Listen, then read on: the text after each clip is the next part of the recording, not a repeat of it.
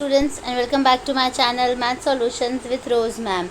और आज हम करने जा रहे हैं हमारी गणित की कक्षा 9वीं की कार्यपत्रक, तिथि जिसकी है 4 अगस्त 2021, ठीक है, 2021। और आज का जो हमारा टॉपिक है वो है परिमेय संख्याएं।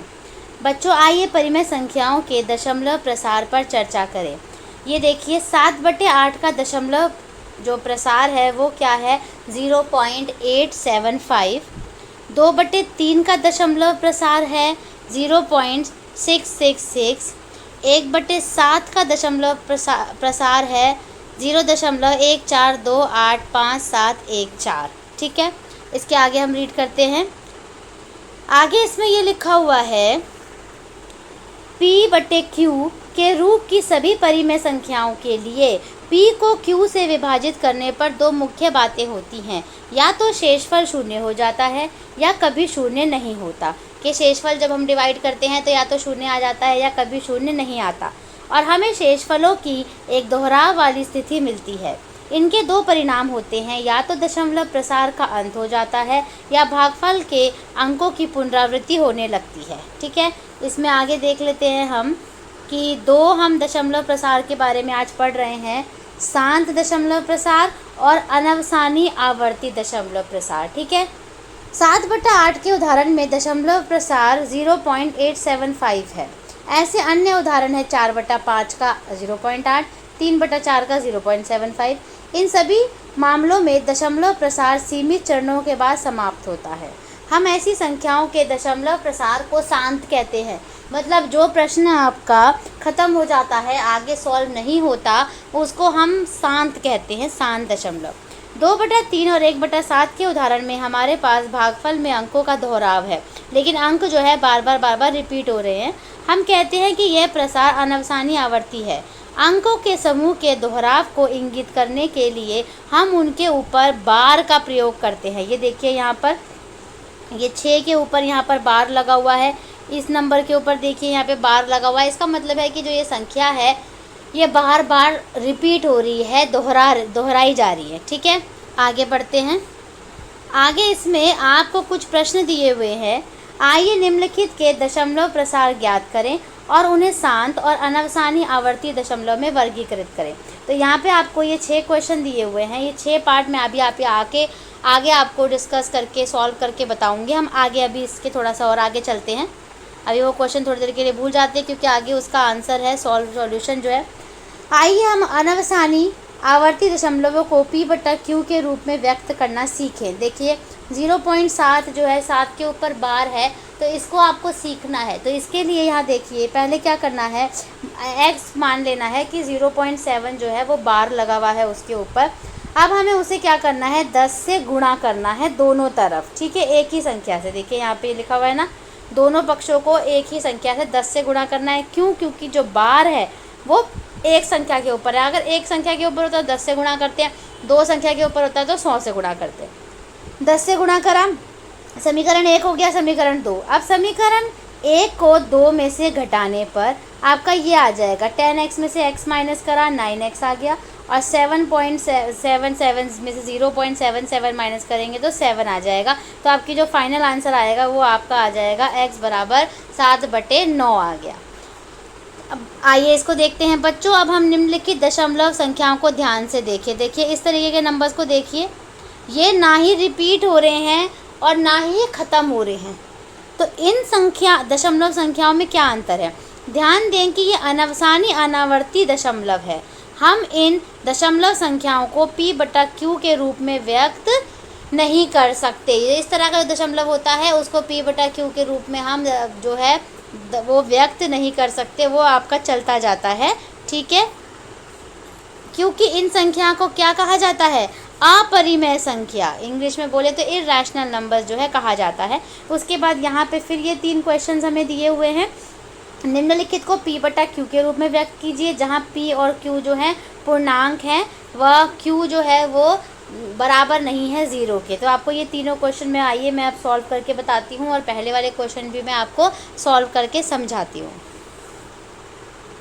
चलिए हम स्टार्ट करते हैं हमारा क्वेश्चन नंबर 1। जो क्वेश्चन नंबर 1 है आपका, इसमें आपको ये बताना है कि जो आपको कुछ क्वेश्चंस दे रखे हैं, 6 क्वेश्चंस दे रखे हैं, 6 पार्ट, और इसमें आपको बताना है कि ये टर्मिनेटिंग है या नॉन टर्मिनेटिंग, या फिर हिंदी में कहिए तो शांत और अनवसानी आवर्ती दशमलव। ठीक है, तो पहला जो है आपका वो है 5/8 या फिर 5/8।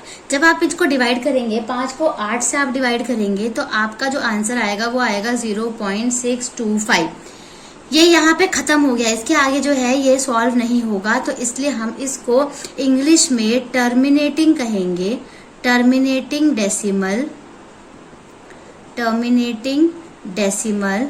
और हिंदी के बच्चों के लिए हिंदी में हम इसको शांत दशमलव कहेंगे, शांत दशमलव, क्योंकि ये जो है दशमलव वो है खत्म हो गया है, आगे इसको नहीं हम कंटिन्यू कर रहे हैं, ये खत्म हो गया है, तो ये शांत दशमलव हो गया। ये फर्स्ट पार्ट है आपका। सेकंड पार्ट जो है वो है 7/3, 7/3। जब 7 को 3 से भाग करोगे आप तो 2.3333 इस तरीके से आ जाएगा, मतलब 3 जो है वो बार बार रिपीट हो रहा है। तो जब रिपीट होता है, जो डेसिमल आपका जो दशमलव रिपीट होता है उसको क्या कहते हैं? नॉन टर्मिनेटिंग रेकरिंग डेसिमल हम इसको कहते हैं। ठीक है, तो मैं यहाँ पे लिख देती हूँ नॉन टर्मिनेटिंग और आपका इधर रेकरिंग डेसिमल। ठीक है, रेकरिंग ये डेसिमल, ये तो इंग्लिश के बच्चों के लिए हो गया। और अगर हम हिंदी में कहें तो हिंदी में हम कहेंगे अनवसानी आवर्ती दशमलव, अनवसानी आवर्ती दशमलव। ठीक है, सेकंड पार्ट आपका कंप्लीट हो गया। अब चलते हैं हम अपने थर्ड पार्ट पे। थर्ड पार्ट जो है वो है आपका 7/2, 7/2। जब आप इन दोनों को भाग करोगे तो आपका आंसर आ जाएगा 3.5, 3.5 आ जाए आंसर। तो इसके लिए आप क्या करोगे? 3.5 यहाँ पे खत्म हो गया, आगे सॉल्व नहीं हो सकता, तो जो खत्म हो जाता है उसको हम इंग्लिश में क्या कहते हैं? अगेन हम उसको इंग्लिश में टर्मिनेटिंग डेसिमल कहेंगे और हिंदी में हम उसको शांत दशमलव कहेंगे, क्योंकि ये खत्म हो गया है, आगे सॉल्व नहीं हो रहा है। ठीक है, ऐसे ही थर्ड पार्ट के बाद हम चलते हैं फोर्थ पार्ट की तरफ। ठीक है, फोर्थ पार्ट जो है आपका वो है 17/7, 17/7, जिसको आप जब डिवाइड करोगे, भाग करोगे तो आपका 2.42857143, और ये नंबर बार बार जो है वो रिपीट होगा। ठीक है, तो जब बार बार नंबर रिपीट हो रहा है तो इंग्लिश में हम उसको कहेंगे नॉन टर्मिनेटिंग रेकरिंग डेसिमल। ठीक है, और हिंदी में हम अनवसानी आवर्ती दशमलव, अनवसानी आवर्ती दशमलव। ठीक है बच्चों, अब हम चलते हैं अपने फिफ्थ पार्ट की तरफ। फिफ्थ पार्ट जो है वो है आपका 111 डिवाइडेड बाय 25। 111 को 25 से भाग करना है तो आपका आंसर आ जाएगा 4.44। ठीक है, 4.44। तो ये यहाँ पे स्टॉप हो गया, आगे सॉल्व नहीं हो रहा, तो ये आपका इंग्लिश में टर्मिनेटिंग डेसिमल बन जाएगा, टर्मिनेटिंग डेसिमल। और हिंदी में शांत दशमलव। शांत मतलब एक तरीके से आप ये भी लॉजिक लगा सकते हो, शांत मतलब अब वो शांत हो गया, उसके आगे वो सॉल्व नहीं हो रहा है, खत्म हो गया है। ठीक है, नेक्स्ट जो इसका सिक्स्थ पार्ट है 12321 डिवाइडेड बाय 11 है ना। 12,321 को 11 से भाग करना है, तो आप भाग करोगे तो आप 1120.09091। ठीक है, 1120.09091 आ जाएगा। ये भी आपका बार बार रिपीट होएगा, तो इसको हम इंग्लिश में नॉन टर्मिनेटिंग रेकरिंग डेसिमल कहेंगे, नॉन टर्मिनेटिंग रेकरिंग डेसिमल कहेंगे।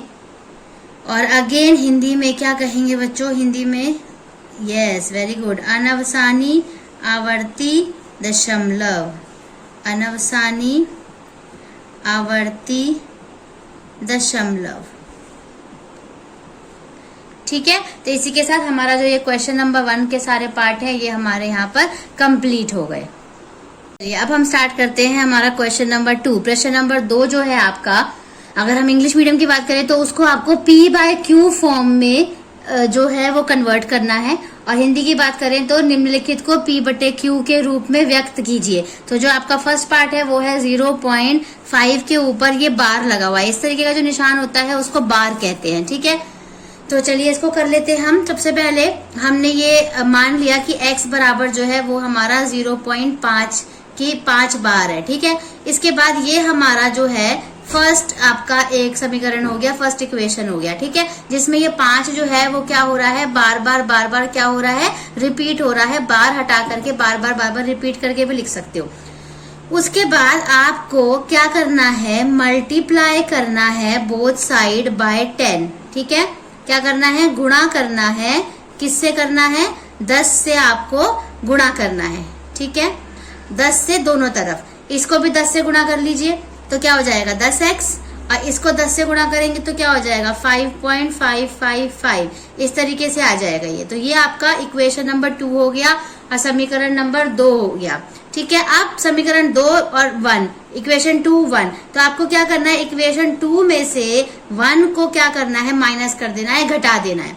तो आपका 10x हो गया। 10x में से आप 1x घटाएंगे, और यहाँ 5.555 में से आप 0.555 जो है माइनस कर देंगे।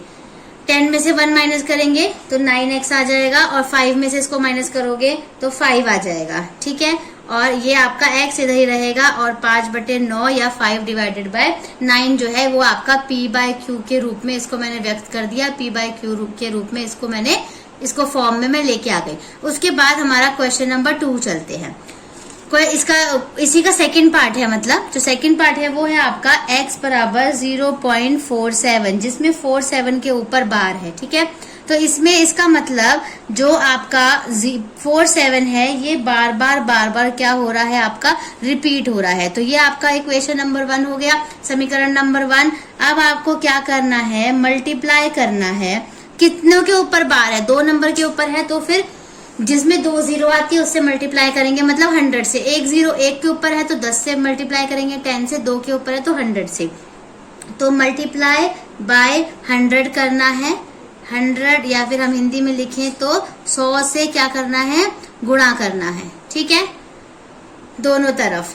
चलिए कर देते हैं। x को 100 से गुणा करेंगे तो क्या हो जाएगा, 100x हो जाएगा, और इसको 100 से गुणा करेंगे तो ये 47.4747 ऐसे करके आ जाएगा ये। तो ये हो गया आपका इक्वेशन नंबर 2 1 2। क्या करोगे उसके बाद, नेक्स्ट स्टेप, 2 में से 1 को क्या कर दोगे, माइनस कर दोगे। इक्वेशन 2 में से इक्वेशन 1 को माइनस। इक्वेशन 2 क्या है आपकी, 100x में से x को माइनस करोगे इधर। ठीक है, x मतलब 1x भी लिख सकते हो आप, और 47.4747 में से 0.4747 को माइनस करोगे। 100 में से 1 गया, कितना बचा, 99x, और 47 में से ये माइनस करोगे तो कितना आ जाएगा आपका, 47 आ जाएगा। ठीक है, क्योंकि ये तो देखो ये 0 ही हो जाएगा ना, तो 47 ही बचेगा बच्चों। फिर x is equals to, x बराबर 47 बटे में क्या आ गया, 99। 47 डिवाइडेड बाय 99, तो ये आपका आंसर हो गया। अब हम चलते हैं हमारे थर्ड पार्ट की तरफ। अब आ गए हमारे थर्ड पार्ट की तरफ। थर्ड पार्ट जो है, थर्ड पार्ट में भी आपको x इज इक्वल्स टू 0.47 तो दिया हुआ है, लेकिन 7 के ऊपर बार है, 4 के ऊपर नहीं है, मतलब 7 बार बार रिपीट हो रहा है। ठीक है, तो इसको आप इस तरीके से लिख सकते हैं 0.4777। तो इसको आपको सबसे पहले क्या करना है, मल्टीप्लाई करना है। किससे करना है, ये आपकी इक्वेशन नंबर 1 हो गई। इसको मल्टीप्लाई करना है 10 से करना है, क्योंकि 7 क्या है, एक ही नंबर है ना, इसलिए। और यहाँ पे हम हिंदी में लिख देते हैं 10 से गुणा करना है। ठीक है, अब 10 से गुणा करने के बाद 10 से गुणा कर लीजिए, 10x हो गया ये, और इसको 10 से गुणा करेंगे तो आपके पास आ जाएगा, 10 से गुणा करेंगे आप तो 10x हो गया यहाँ पे, और इसको 10 से गुणा कर लेंगे तो आपका जो आंसर आ जाएगा वो आ जाएगा, 10 से करोगे तो 4.7777 ये आ जाएगा। तो ये हो गया आपका इक्वेशन नंबर 2।